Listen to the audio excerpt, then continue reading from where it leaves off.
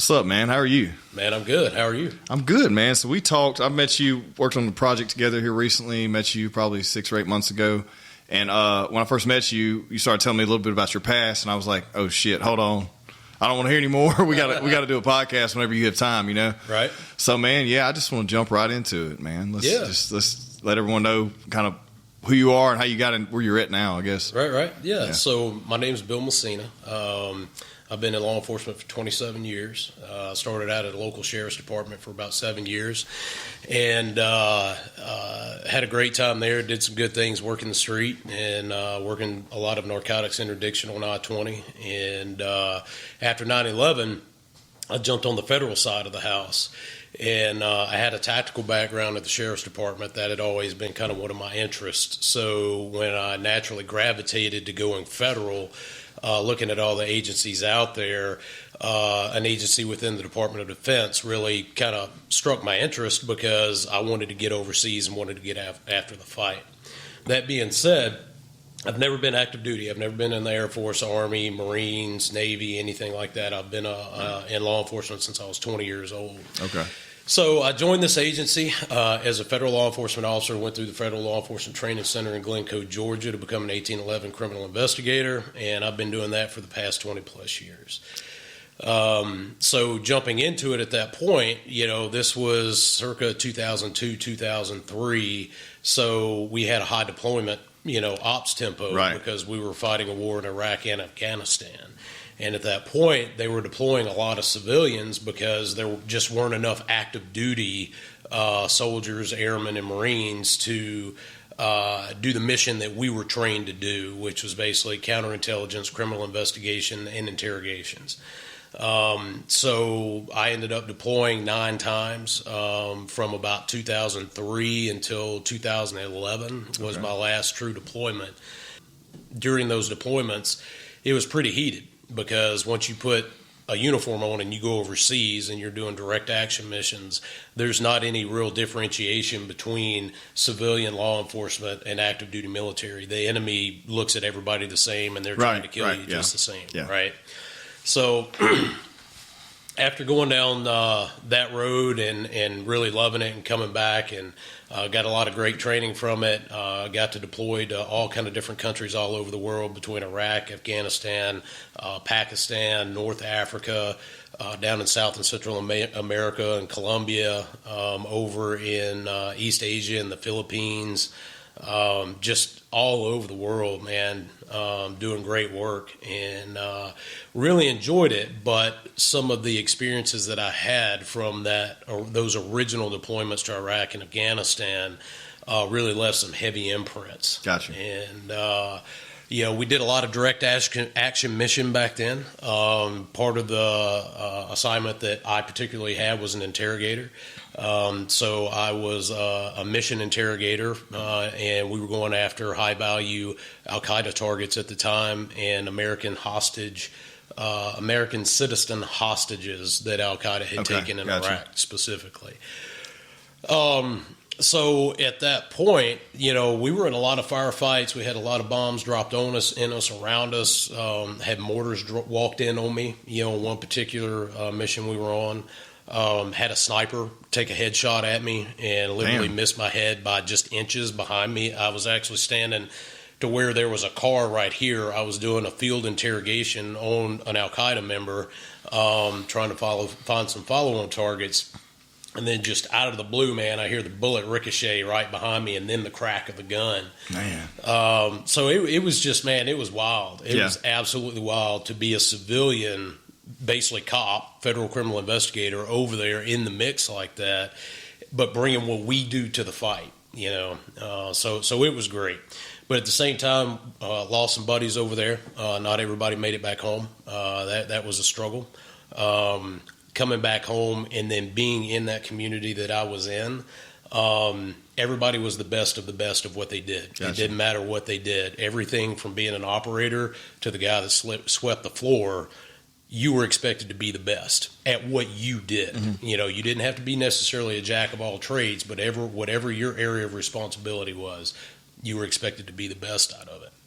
So it was also a challenge after working in that type of environment for years to come back and integrate back into normal society, normal workspace, family, just friends, just people that you're around in an every given day basis, to where you can't try to hold that type of expectation, but now it's ingrained in you. So that's usually a struggle to try to figure out how to deal with that. Well, so yeah, and I want to get to all that, but I have a few questions on the earlier on front. So most people go to the military, and then later sometimes they'll transition to law enforcement, but you did it the other way around, where you were in law enforcement X amount of years, and then you went and you were deployed with active military. So, like, how does that work? Like, do you think that having so much field experience, do you think that gave you an edge, like dealing with certain situations? Yeah, absolutely. I would say, so being in local law enforcement, I believe that is absolutely the bread and butter and basis of any type of law enforcement or investigative experience, right? Because if you're out there working just basic uniform patrol, you're making traffic stops, you're encountering people on a daily basis, whether it's just cold stops, showing up to a domestic violence call, it doesn't matter what it is, but literally your job all day, every day is to interact with the public, more often than not, the more dangerous side of the public. Right. So you develop a self-awareness if you're going to survive in that career field, to where you read body language, you read people and how they're acting and how they're doing, for your own safety and the safety of the people around you.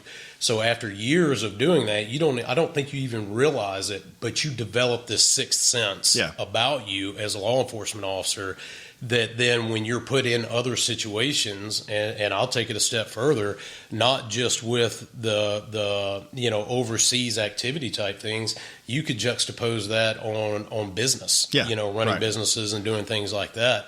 That you'd be surprised how much those skills actually come into play there. So absolutely.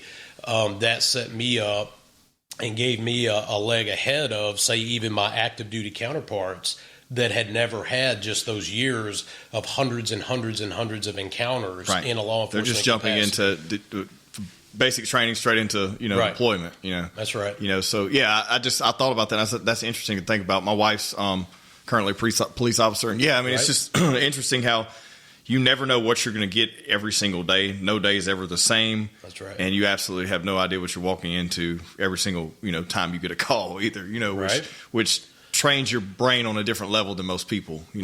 Have to as far as how you react with things and how you deal with emotional trauma, et cetera. Absolutely. And so while you were over there, is there I know you don't want to get into the details of stuff because, that's kind of, I'm sure classifications and all like that. But like you were doing interrogation, this is the time we're like waterboarding people and, doing all kind of heavy shit to get information from these guys to figure out who their quote unquote leaders are. Right. Is that what happens? There were, there's what's called enhanced interrogation techniques. Right.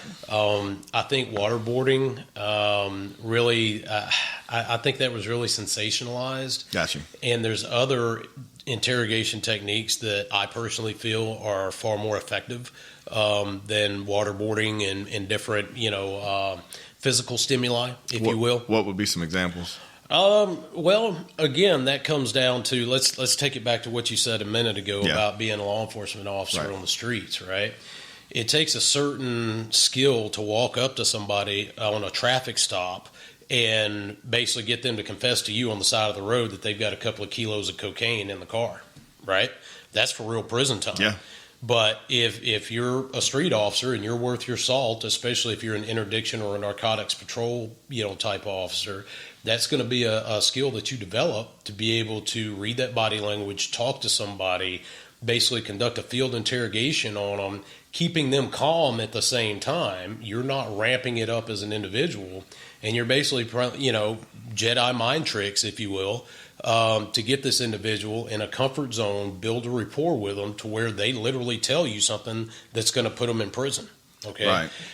Interrogation is no different. Okay. Whether you're talking about an Al-Qaeda member or anybody else, every individual has different motivations for wanting to tell the truth, and usually someone in a heightened state of fear or a heightened state of pain, you may get information from that individual, but it's probably not going to be highly accurate information.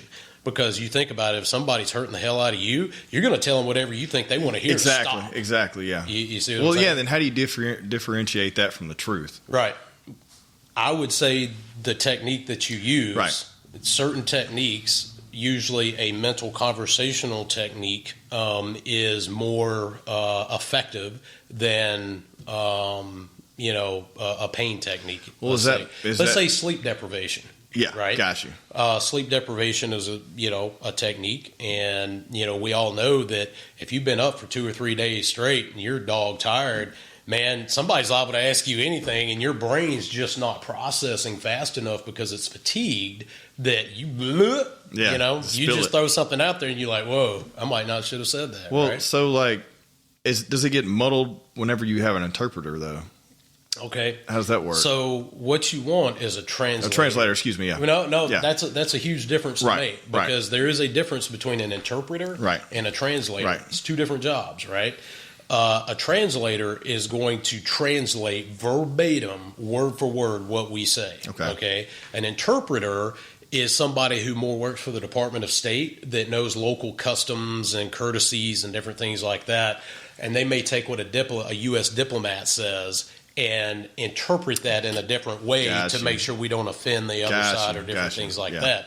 The translator piece is very important for us in law enforcement and interrogation, because if I'm playing mental chess with you, I need exactly what I said That's what I was getting relayed to the individual, not what an individual thinks I want them to say. Yeah. Does that make sense? Right. Yeah. That was a huge question. As soon as you said that, I was like, okay, well, if we're this is all verbal, then how does it not get muddy? You know what I mean? In between like the dialect and the form of how the conversation's going, and is it they're showing excitement here or fear here, all those elements, that's still going to be able to be transposed, Oh, absolutely. Because body language is the one universal language across the board. Right. There's a couple of cultural things you have to, be aware of to accurately read body language, but for the most part, it's pretty on point. Yeah, because I feel like that, like you said, it's been sensationalized. It makes sense, like the movies in Hollywood, where all they show is the gruesome tactics of how you get information from people, and I was like, man, that just can't be all what it looks like. You know what I mean? Right. No. Like I said, I think that's mainly movies and sensationalized down that road. Yeah.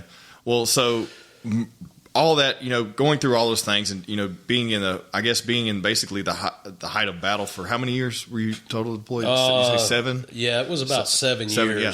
So like being that, just living with that, does that become a constant to where it's not?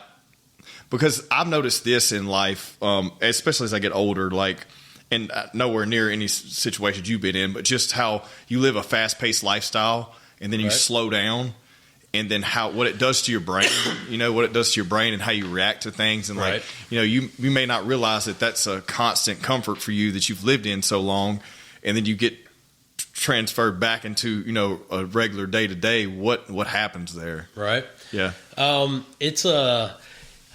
It can be a rough path. It can be a long rough path, or it can be a short rough path if you figure it out and if you adjust fire, if you will, to acclimate to what you need to do. I think if you talk about high performance individuals, to be in those type of positions, you have to be some type of a high performance individual. Mm-hmm. I'm not labeling myself as that. I've walked in the shadows of giants, man. I've been around some of the most lethal, badass dudes that the U.S. government can produce. I'm not that guy. I was the guy that walked in the shadow of those guys. So, but when you work in that type of environment and then you come back, and you have to learn how to apply that to daily life. Okay, you're still going to be a high performance individual. You're still going to be high speed, but you got to figure out how to be a high speed dad, how to be a high speed husband, how to be a high speed friend, how to be a high speed confidant, colleague. Your work environment. You can translate that everywhere you go. You just have to direct that energy and understand that it's just as beneficial or important and get enough self-satisfaction out of those different places that you put it now, rather than overseas catching the bad guys or trying to rescue American citizen hostages that have been captured overseas. So everybody struggles on their own path, but everybody, hopefully gets to a good resolution with it. What did you go through, and how did that adjustment work for you? I was probably a little bumpy, Okay. and I would say, dude, my wife is a Spartan wife. Okay, I don't care who you are as a dude. If you don't have a strong woman at home backing you, you're only going to go so far. All right, firm believer in that. So during those deployments or in training, it's not just deployments, it's constant training. So for 6 or 7 years, I was gone 6 to 9 months out of the year from the house, whether it was either overseas location or a training location. I was actually only at home sleeping in my own bed around my family 3 to 4 or 5 months of the year at most. It takes a strong woman to deal with that. It takes strong children to try to deal with that and not break a family apart, right? So when you translate into, how did I deal with it? I would say that, 11 months out of the year, we did what we had to do, right? She did what she had to do as a wife. My kids did what they had to do as kids. And I did what I had to do as a husband and an American citizen serving the people. For 1 month out of the year, we took it for ourselves. Gotcha. And for that 1 month out of the year, we have a place where we hunt over in Mississippi, and we've got a cabin way back in the woods. I mean, it's 7 miles on like 35-inch super swampers to even get back there. Yeah. You load everything up at one time, all your groceries, everything you need, and we go back there and live for like a month, right? We have running water, we have electricity, but that's about it. There's no internet, there's no TVs in there, there's nothing of that. And for that month, we would live back there, and we would hunt and fish and just, spend time as a cohesive family. And that's where we would really bond and build our relationships and spend that quality time together day in and day out, almost living a completely different type of life. Yeah. But just for that 1 month, man, it made a huge difference for us as a family. Yeah, it made sense because even the people that may do things as a family together now, it's all it's junked up with other things, like other variants, other distractions, whether it be like the kids having phones, or making sure they're participating in some kind of communication with friends during that time and all that. But yeah, to imagine a solid 30 days of just you and your family interacting without any form of stressor, right, does seem like something to be powerful in that situation, I guess, Yeah.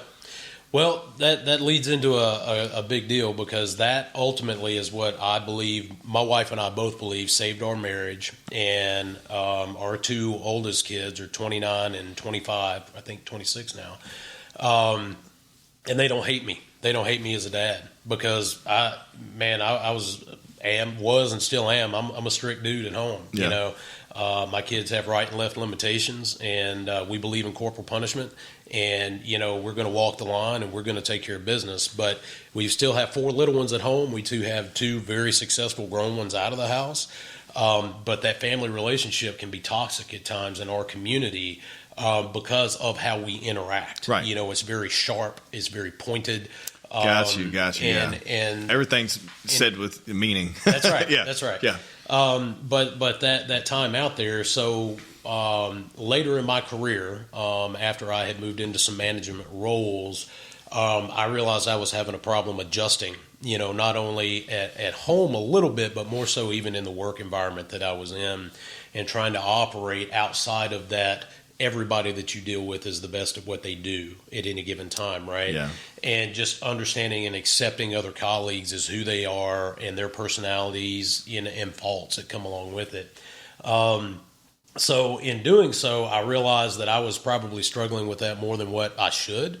So I sought some help, and during that, one thing led to another, and I actually ended up being diagnosed with post-traumatic stress disorder and traumatic brain injury. And the traumatic brain injury actually came from an operation that we were on, and I ended up having 2 500-pound U.S. bombs out of our own plane dropped on me and a fire team on a location that was literally 30 meters from our location, and we should have been dead. How did that happen? That was a communication long night. issue, or like? Yeah, that was a long night. We were prosecuting an objective overseas, and it was one that went bad. It didn't go well. When the team breached the door, they immediately received fire from barricaded subjects inside the house. We had 2 guys go down at that point. They ended up surviving, non-life-threatening issues there. But at that point, they knew that they had to retreat back to the perimeter because just continuing into that was a hornet's nest. Mm-hmm. And when they were backing back from that position, one of the team members actually took an RPG to his back from an upper level window. And the RPG has to travel so far before it can detonate. It's a safety mechanism on the RPGs. Evidently, this one didn't travel far enough, or it was faulty. I don't know. We didn't inspect it, but it ultimately ended up impaling him because it was shot from an upper level window, and it went down in his back above his body armor. Holy shit! So if you can imagine an RPG rocket stuck inside, your buddy's body cavity here.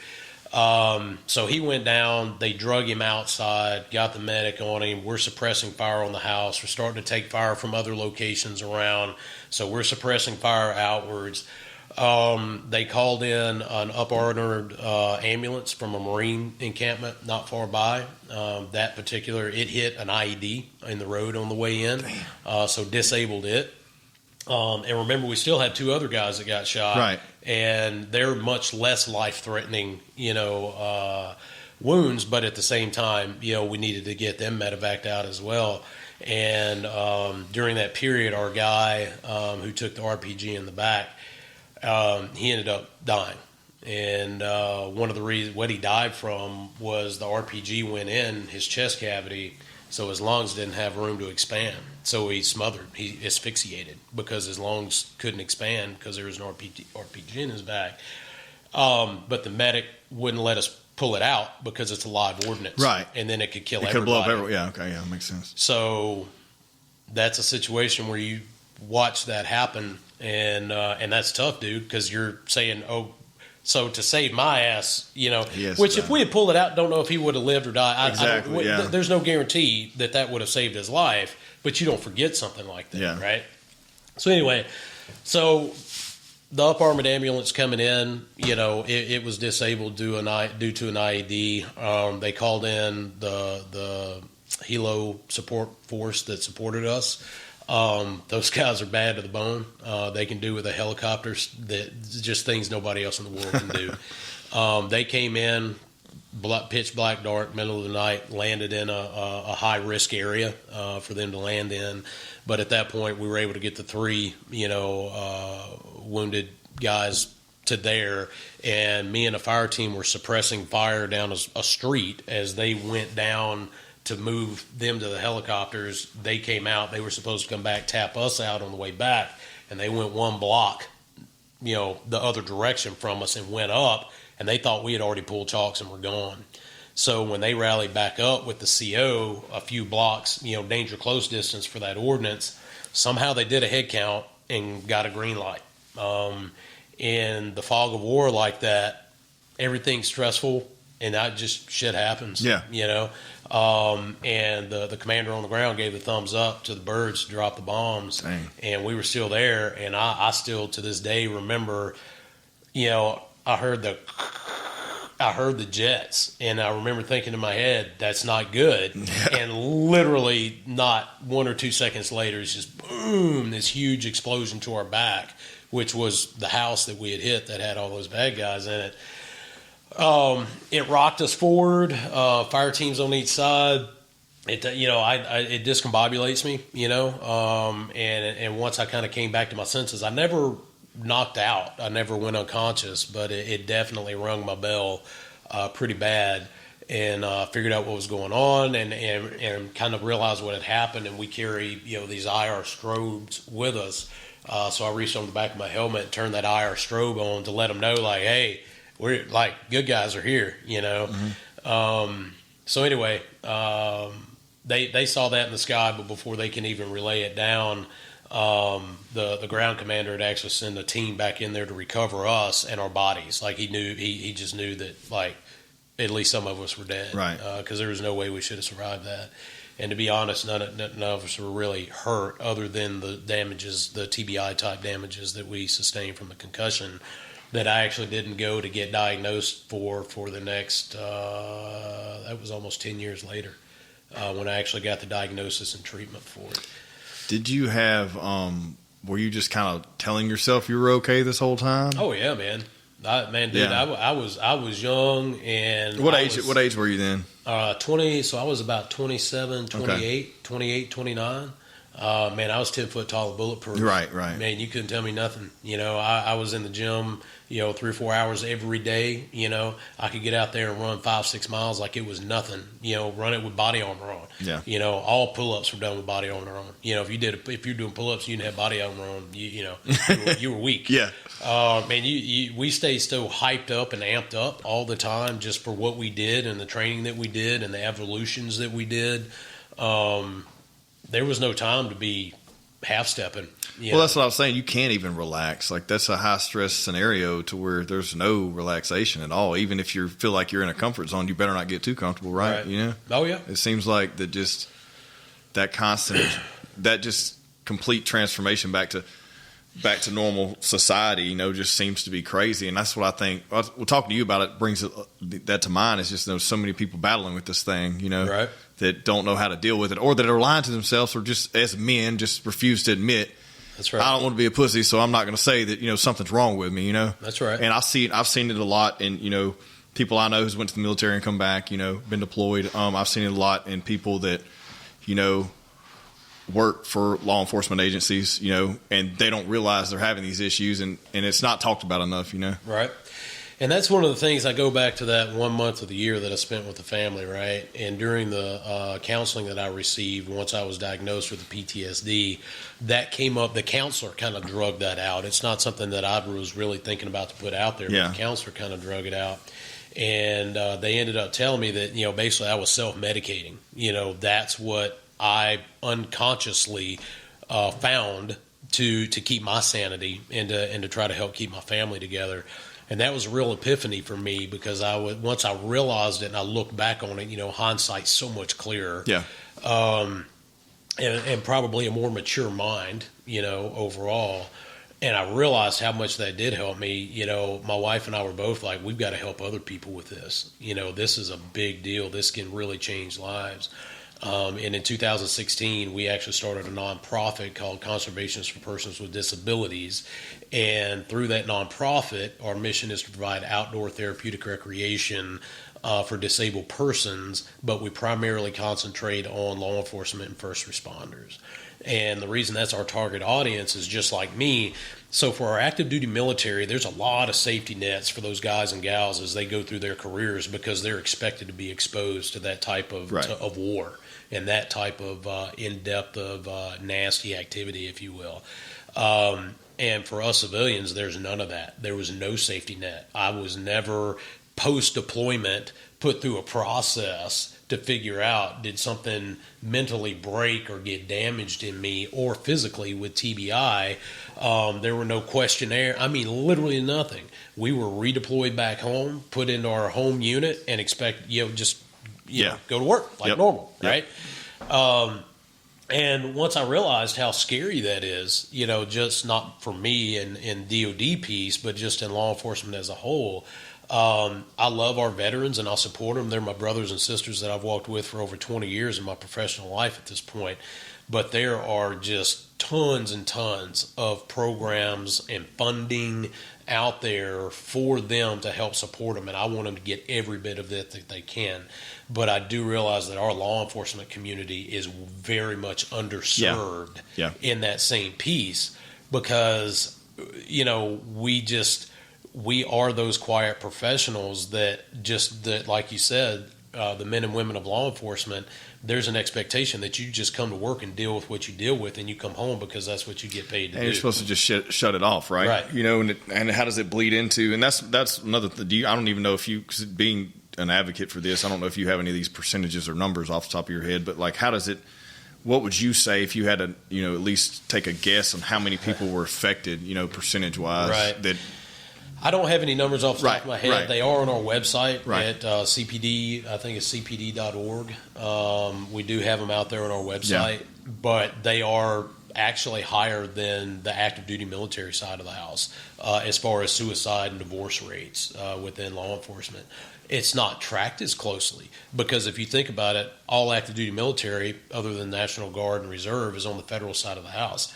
The feds have a lot more money to track things like that. Yeah. When you start talking about small police departments, small sheriff's departments, small city marshal offices and things like that, nobody's really tracking the suicides and divorces and different things like that occur within that community to really show the numbers on a grand scale like you can with the active duty military. Yeah. So I don't have those numbers, but I can tell you they're really high.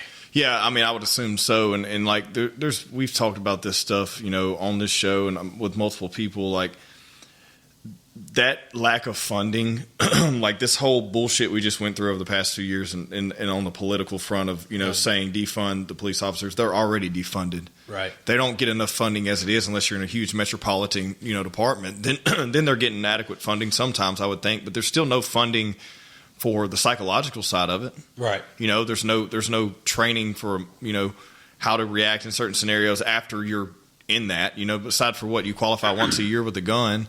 Right. But you're not sitting down with a shrink, or anyone like every year and running some kind of panel, Right. I mean, maybe at the larger departments, but I know that not here, not in rural areas, Right. And that's something that's like doesn't get talked about enough, right? Yeah. And I feel like you guys are pushing awareness for all these things, but I just wanted to bring that up because I know that's an issue. A lot of times there, people expect so much from a police officer, especially just a local, one that's on patrol. Because I guess they see them as someone who's more qualified than the regular civilian, which in most cases they are. Right. But they're still not adequately, equipped as they should be, in my opinion. You know what I mean? Well, if you get into the psyche of a law enforcement officer, if you think about, number one, my late father, one of the things he told me early in my law enforcement career, and he wasn't a cop. He wasn't law enforcement. He was an engineer. Okay. So he said something really profound that very early in my career that's always stuck with me is being a law enforcement officer, especially uniform patrol, no matter how mundane a call you go to is, literally the person who called you there dialed 911 to get you there. Right. And at that point, that is the most important thing going on in their world, right? And then you look at it, so that's how you should treat them. That's ultimately what he was telling me, was be compassionate for the people that you come in contact with. Because after my first few years of law enforcement, my father realized the tragedies and the human evil that I was being exposed to on a daily basis, when at the same time being a public servant and having to, You think he saw that just in the way you changed and interacting with him? I wouldn't say interacting with him, but interacting in general. Gotcha. I like think just watching you? Absolutely. And I'll give you an example is, just like you said, a regular patrol officer, they get one call and it's to the local emergency room to go in there, and there's a 6 or 7 year old female child in there that's been sexually assaulted by a family member or a neighbor or somebody like that. And I mean, tragically, to where that child is probably mentally and physically damaged for the rest of their life. Yeah. As much of a professional as you want to remain, there is an emotional state that seeing something like that puts you in that you as a human can't control. All right. You can disguise it, but you can't control it. All right. But your job is to document that, take the best report that you can, hand that over to the investigators so that they can use the judicial system to try to get that child justice. Right. That's your job. Right. So you take that report, you document it, and you get detectives up there and you do your job. You go back 10-8, and the next call that you get is from somebody in the more upscale part of town that is mad as a wet hen because their neighbors next door are playing the music too loud. Exactly, yeah. Okay? Yeah. Literally, 20 minutes ago, you were dealing with this child who was physically assaulted to the point of irreparable damage, and now you're dealing with another citizen of the community who the most important thing in their life is this loud music next door, and they expect you to handle it. Yeah. The human in you really wants to give this individual a tongue lashing that they have no idea what is important in life right now, and they should just really be happy that they have a roof over their head and this really isn't a big deal next door, right? Because of what you just saw, but that's not how you handle it. The expectation as a law enforcement professional is that you handle that citizen with kid gloves and make sure that they understand that you are responsive to their concerns and do what you can with this neighbor next door about turning this music down, okay? And you deal with that day after day after day after year after year, okay? I don't care if you're Superman, that changes you. Of course. Do you think it creates some type of numbness that you can't, like, treat? You know what I mean? Like, I feel like that you're going to be changed for life, you know? I think it's up to each individual, each law enforcement professional to give themselves, figure out what their self-care is along the way to keep that from happening. Hopefully it's not the bottle. Hopefully that was something I wanted to bring up. It's not the pills. Hopefully it's a more constructive way to get there, whether it's gym time, whether it's hunting and fishing, whether it's coaching little league, find a way to break out, because what we end up doing is we all gravitate towards each other and we have this dark humor and we make these jokes about things that normal people no one else like, understands. Holy cow, how is that even funny to you? Right? But that is a coping mechanism that we use to deal with that stuff. But if we just gravitate into our own little circles and that's where we stay, that's not healthy. We have to unplug from that and go out into the community and build relationships with normal people, okay, that helps keep us normal. But then there's the trust issue with that too, because, again, you see the evilness of this world day in and day out that you don't want the common citizens to see. Part of your job is to keep them from knowing that exists. There's suppress a t-shirt panic or something out there that says, I fight the evil you pretend doesn't exist, and that's fine. That should be okay. But it becomes really hard to trust after you see certain things. So grown-up, adult, normal relationships become difficult, and you have to work at them. But I think that's part of each professional law enforcement officer's self-care that they should be looking at. And it's things like that we talk about at Conservation for Persons with Disabilities on the trips that we go on, whether it's hunting, fishing, camping, hiking.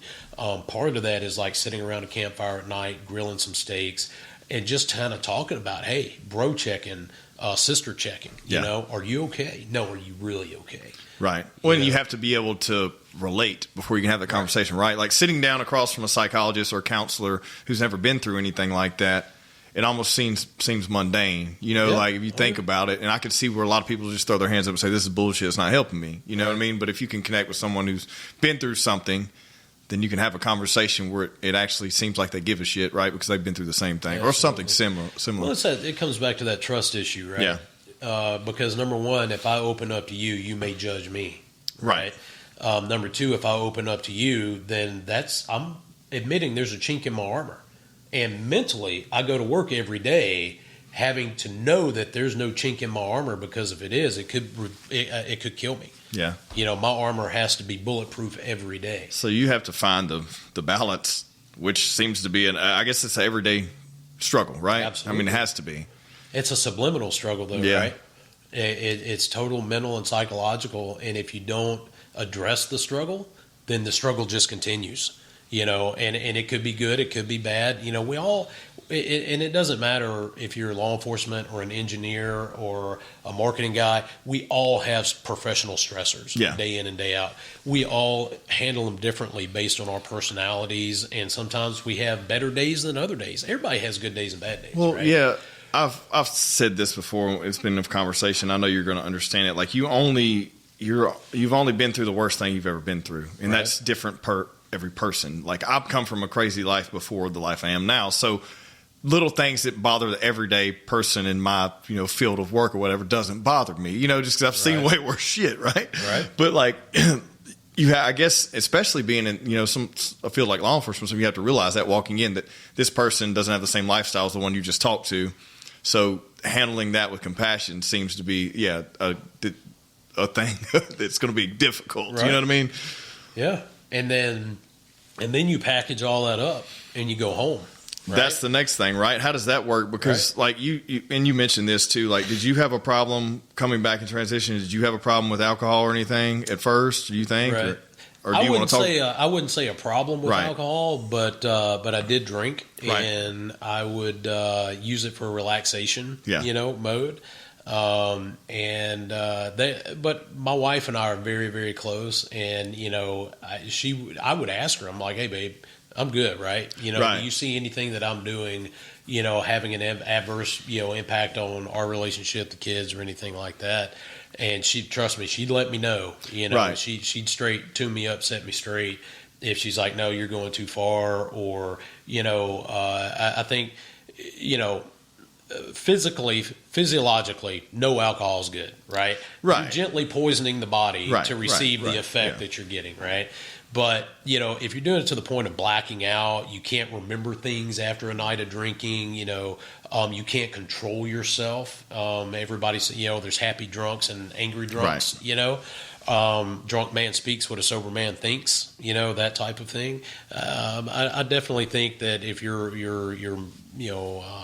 going into those kind of realms and categories, those are indicators. Yeah. Right. But either way you look at it, it is not a healthy coping mechanism, if you will. But it seems to be a lot of people, that's what they turn to first. I mean, and that's in all aspects of life and people dealing with trauma, and issues. We've seen it in multiple cases in multiple professions. Of course, I love an occasional drink, but I know that's one path that you, like you said, you mentioned, and the other path is being prescribed antidepressants and just thinking that's going to fix what's wrong too. You know what I mean? That's right. Yeah. That's not a healthy one, and I've never been a pill guy. Yeah, I'm very fortunate for that. Yeah. I've just, even as a child, grew up the house we grew up in, natural remedies a lot and stuff like that. So I've never had to fight those demons. But I know, again, for me, it's the outdoors. Yeah. That's what I always come back to. How did you know that though? Did you relate that back to growing up and saying this is something? Well, I grew up in kind of a rural Mississippi setting. Yeah. And so the outdoors hunting and fishing was natural to me. It was a part of our DNA of who we were and what we did, and bragging rights at school and different things like that. But because of it at an early age, I learned to appreciate the serenity of the woods, being by yourself in the outdoors, or being with a good friend in the outdoors and just enjoying God's creation, right? Let all the other outside world and stressors, whether it's, girlfriend, football, schoolwork, dad's mad because I didn't cut the grass on time, whatever it was. Yeah. I could go out in the woods with a 22 or a shotgun or whatever I was doing, and all that went away. So I think that was ingrained in me at an early age. So I just naturally gravitated towards it, and I've always been there, and and I think my kids have grown up around it, so now they do the same thing, and I see that. So I think it's all to what you're exposed to in life. And I say again, my thing's hunting and fishing, right? Yeah. But at CPD, we don't just concentrate on that because not everybody grew up doing that, right? But camping, boating, ATV riding, trail running or walking, just anything that gets you out in the outdoors, that's the reason we plan our activities in such a wide breadth of the things to do out in the outdoors. Yeah, and I think that's something that's important. I grew up doing those things, as you said, same thing with me, and I've gotten in a busy state of my life the past probably 8 years, and probably still for the next 5, like to where I haven't really longed for that, but I feel it. I feel it coming to where I want to start slowing down. Right now, my vice is barbecuing and stuff. That's what I do a lot on the weekends. But still, that's attributed to doing something outside, and there's a calming nature in it when you have an activity, and it's, you know what I mean? You're enjoying the fresh air, and you're still creating some, like that food always creates community, Right. so that does it for me right now. But I feel like I feel it itching back on every now and then. Like I'll still hunt a couple times a year, like go to my buddy's lease or whatever. But there is something about it that if no one's ever experienced it, they don't understand. And especially if someone who's been in a urban lifestyle their whole life, and haven't been able to like unplug, Right. however it may be, there's a huge form of just serenity, like you said earlier. I mean, that's a great word for it. There really is. I mean, it's something that you can't prescribe. I mean, it's something that's just organic, I guess. Yeah, absolutely. I think, but I think you guys, I think you have a good mission. I think that what you're doing is something that directly related to that demographic that's not talked about enough, raising awareness for that one, and then figuring out ways to treat that too that's natural, not giving someone some type of medication or, or feeding them bullshit or, acting like, bringing some voice in here to act like they know what they're going through, you know what I mean? Like kind of thing. I think that's all, it's done too much and there's no, real effect there, Well, I think as a community, we're waking up, and realizing, and there's a lot of us, some of us older, some of us younger, that realize that these issues are out there and that we want to help. Both you and I have a friend in common, Andrew Phillips. Andrew, and he has a career in law enforcement that he's kind of stepped away from right now. And one of the reasons he stepped away from it is he found a passion for counseling, first responders that have been in crisis situations, very similar to the mission of CPD. And he's taken a large role in our nonprofit at this point.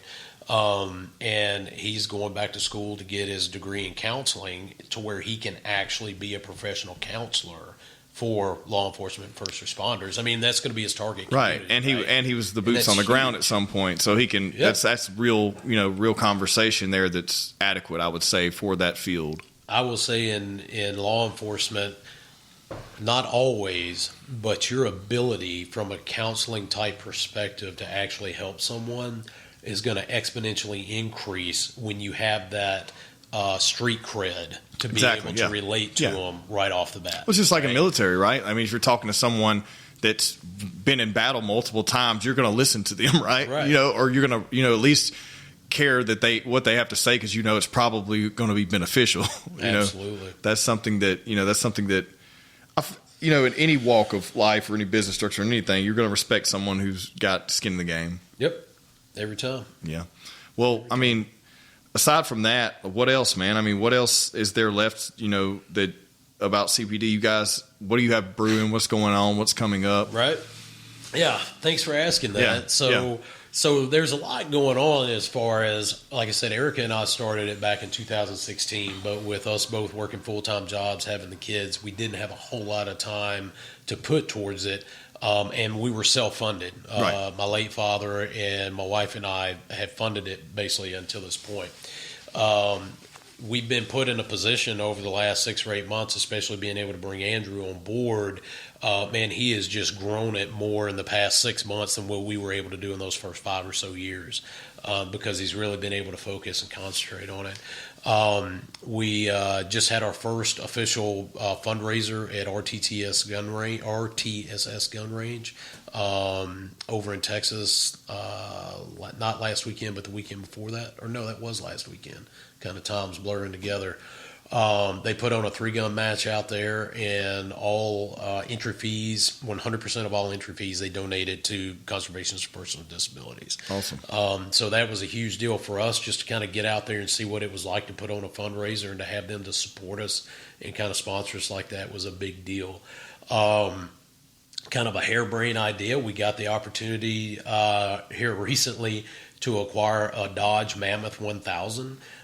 Which, for the viewers who don't know, that is a Dodge 1500 four-wheel drive pickup truck, right? The TRX edition, right, that has their huge Hellcat motor in it from the factory. So from the factory, it has like 702 or 703 horsepower, which is that's insane. That's a fast truck, okay, for a four-wheel drive. But just like always, there's a place down in Texas called Hennessy Performance. Yep. And Hennessy takes these Dodge TRXs and they do all kind of performance work to it to turn it into 1,000 horsepower truck. They put a larger supercharger on it. They upgrade the upper and lower pulleys. They upgrade the belt.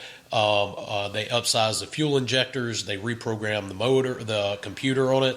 And literally, the truck that we have dynoed at 1,012 horsepower at the rear wheels. Yeah, that's insane. So you're talking about a half-ton truck on 37-inch mud tires that will smoke a Z06 vet. Yeah, that weighs like, what, 7,000 pounds? Yeah, it's ridiculous.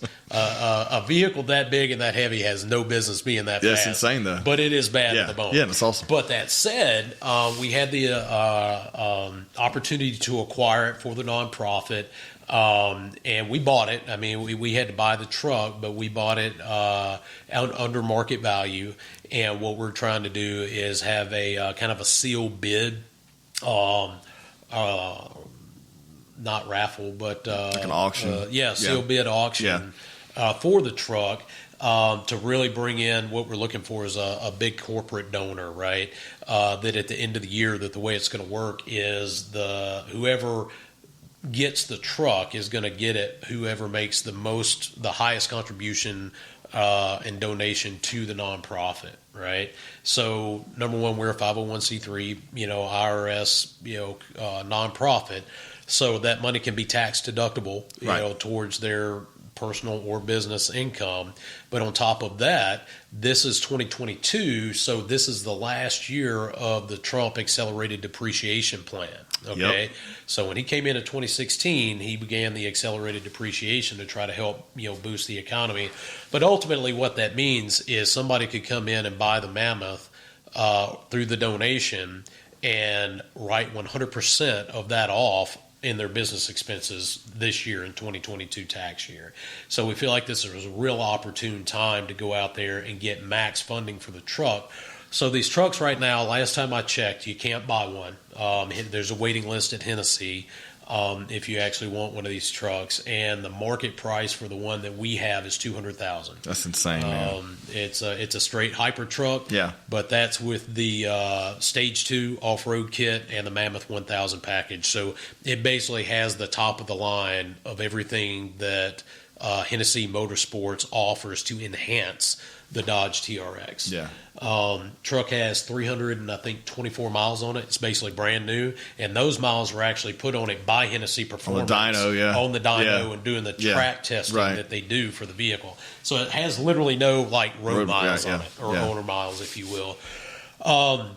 So that's what the truck would cost if you went to buy one, if you could go buy one today. And we're actually hoping that the donation exceeds that, because somebody actually has a passion for our cause at the same time. And they realize that it is a donation that is tax deductible, comes off the top, and they can do accelerated depreciation. It's a win-win all over, because you're getting the truck that you would have to wait a year or two on. That's right. You can write it off, and you can donate to a cause that you care about, So it's a win-win all the way around. Yeah.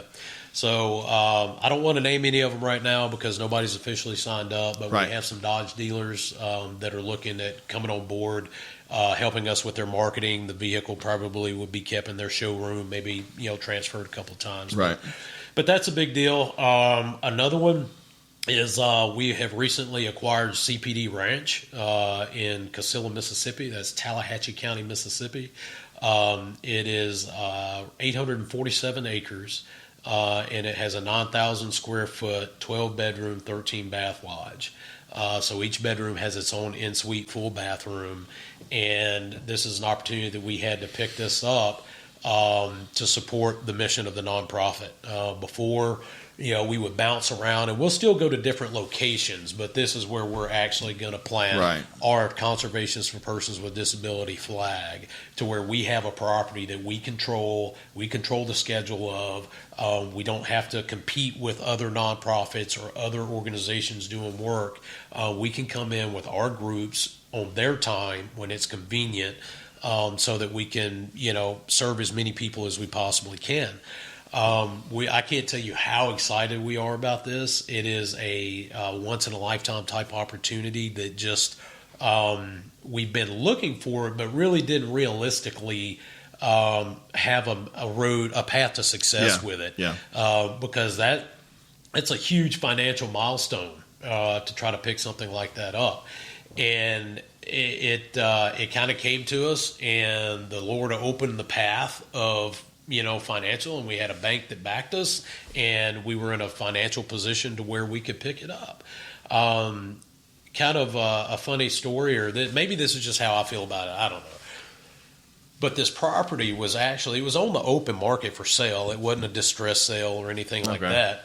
But it was actually owned by the U.S. Marshal Service. Okay. Because it was seized by someone who was doing things that they shouldn't have done. They basically defrauded the government out of a lot of money.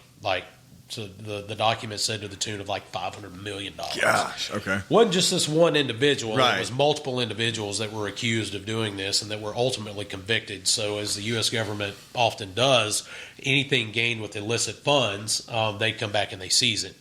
So this property was actually seized by the U.S. Attorney's Office through the U.S. Marshal Service and put on the market for sale. And that's where we actually picked it up. So I find it a little ironic that I spend 27 years putting bad guys in bad places and trying to hold the line for the citizens out there.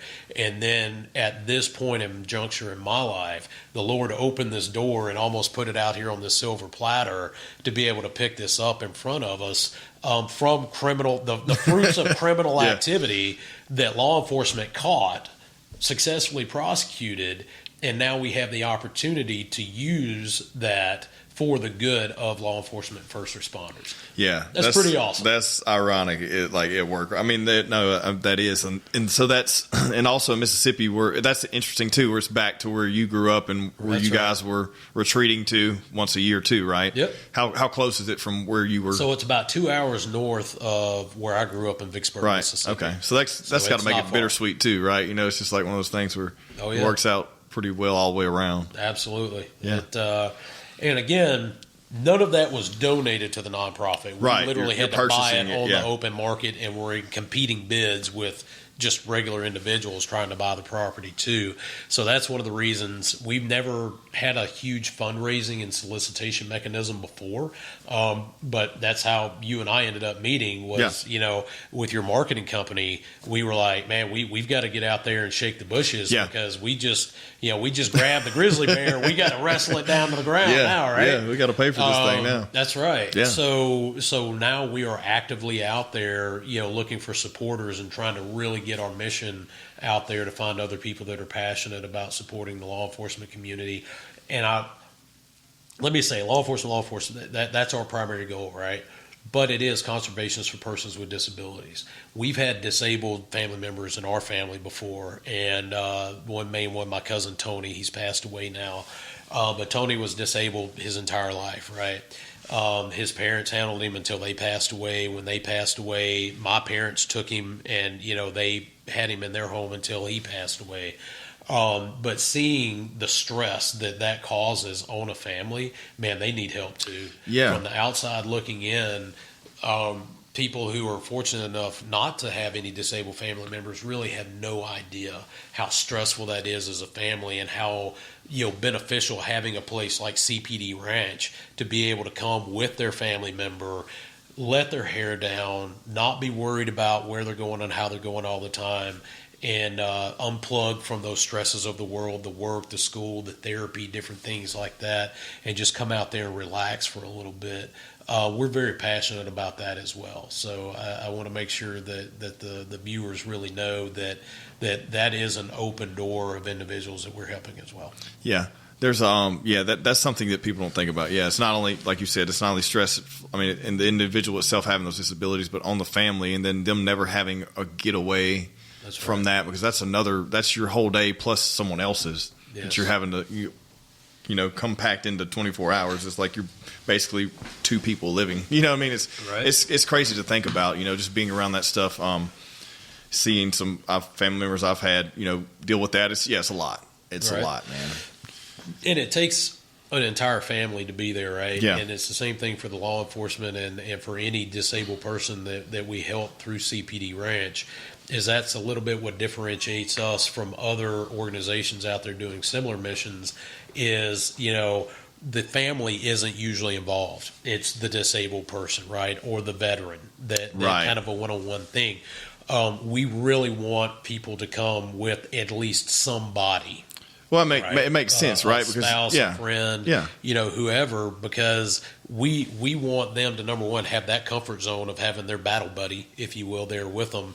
But part of what we're doing is trying to show them how beneficial this can be so that they can go back home and they can try to replicate the same thing, right? They're always welcome to come back on future trips.